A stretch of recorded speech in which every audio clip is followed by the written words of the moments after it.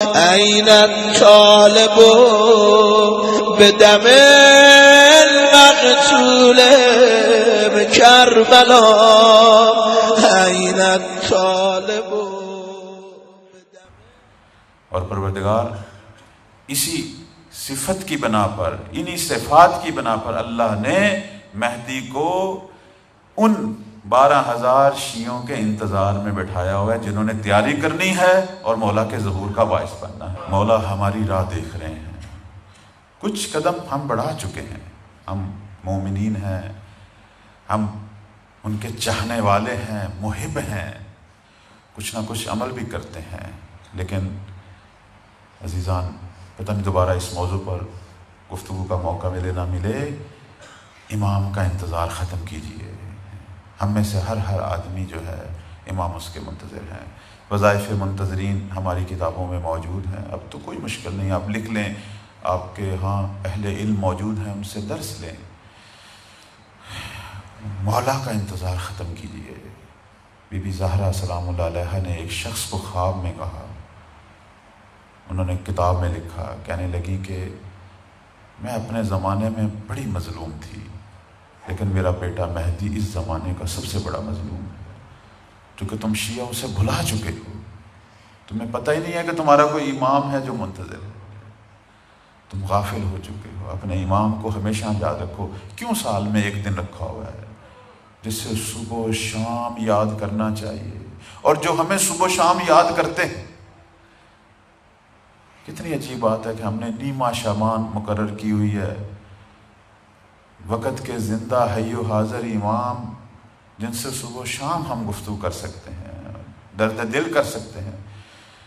میں اکثر عزیزان کو کہتا ہوں کہ اماموں سے وہ چیز مانگیں جو کہیں سے نہیں ملتی.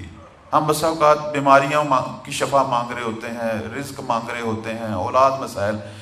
بھائی میں پھر تھوڑی سی گزارش کروں گا، بیماری یا میرے اپنے کسی عمل کا نتیجہ ہے، ٹھیک ہے، سزا ہے، ڈاکٹر موجود ہیں، طبیب موجود ہیں، یا آزمائش ہے خدا کی طرف سے. اولاد مل جائے تو خوب، نہ ملے تو پھر بھی میں صابر ہوں، شاکر ہوں. رزق ملے میں محنت کروں، نہ کہ انتظار میں رہوں کوئی آئے میرے منہ میں رزق ڈالے. محنت جس طرح باقی. امام سے اگر بیماریوں کی شفا مانگنی ہے، ان بیماریوں کی شفا مانگ جس کا دنیا میں کوئی طبیب نہیں ہے. حسد، وہ بیماری ہے جو پورے ایمان کو کھا جاتی، اس کی شفا مانگ. کینہ، بغض ہے، خدا نہ خواستہ کوئی اور روحانی مانوی بیماریاں جو غیبت ہے، مثلا جھوٹ کی ہے، منافقت ہے، پتہ نہیں کیا کچھ، ان کے طبیب ہیں یہ. وہ اسی لیے آئے ہیں، روحوں کو سنوارنے کے لیے. بدن کے ڈاکٹر موجود ہیں، ایک سے ایک بڑھ کر موجود ہے. ائمہ خود بھی ان کی طرف رجوع کیا کرتے تھے. لیکن یہ طبیب ہیں قلوب کے، ارواح کے. اور دنیا کیوں مانگتے ہو؟ آخرت مانگو. امام سے آخرت مانگو، امام سے ہمیشہ آخرت مانگو، آخرت کی چیزیں مانگو امام سے.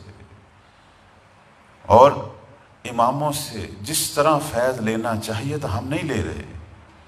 ہمارے اندر جو مشکل ہے اپنی چیزیں لکھو. دیکھیں، ایک کاغذ لیں، لکھیں جیسے ڈاکٹر ہمارا نسخہ لکھتا ہے. لکھیں میرے اندر کیا پریشانی ہے، میں حقوق العباد میں کیا کمی ہے. لکھو اپنے حقوق اللہ میں میرے اندر کیا کمی ہے. یہ بیماریاں لکھ لیں اپنی، کیونکہ یہ مضر ہے میرے لیے، میرے ایمان کو تباہ کر رہی ہیں، میری آخرت کو تباہ کر رہی ہیں. اب مولا کے سامنے پیش کر. مولا میں کوشش کروں گا، یہ میری مریضیں ہیں، یہ میری بیماریاں ہیں، تو میری مدد کر.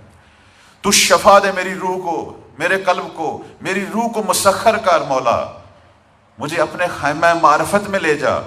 اور مولا سے ہدایت باطنی مانگو. اور یہ ہے کہ جب انسان امام سے ہدایت باطنی مانگتے ہیں، امام دیتے ہیں. اور جتنا جتنا ہدایت اور وہ بڑھتی ہے، انسان خود احساس کرتا ہے کہ میں اپنے مولا کا ہمراہی ہوں. اس لیے کہا جاتا ہے کہ جو عارف ہوتے ہیں امام کے، امام کی معرفت رکھنے والے، ان کا پھر یہ عالم ہوتا ہے کہ پھر ان کو فرق نہیں پڑتا ظہور پہلے ہو یا بعد میں ہو، وہ ہر آن اپنے امام کو دیکھتے ہیں، ان کی ہمراہی میں ہوتے ہیں. بہت سارا ٹائم لیا، اور میری ان چند روزہ گفتگو میں اگر کوئی بات تلخ لگی ہو، سخت لگی ہو، اس کی میں معذرت چاہتا ہوں. اپنی طرف سے کوشش کی کہ کچھ نہ کچھ بیان کروں. شرمندہ ہوں اپنے امام کے سامنے، حق ادا نہیں کر سکا، اپنے مولا کے آگے شرمندہ ہوں. طالب بدم المقتول بكربلا أين الطالب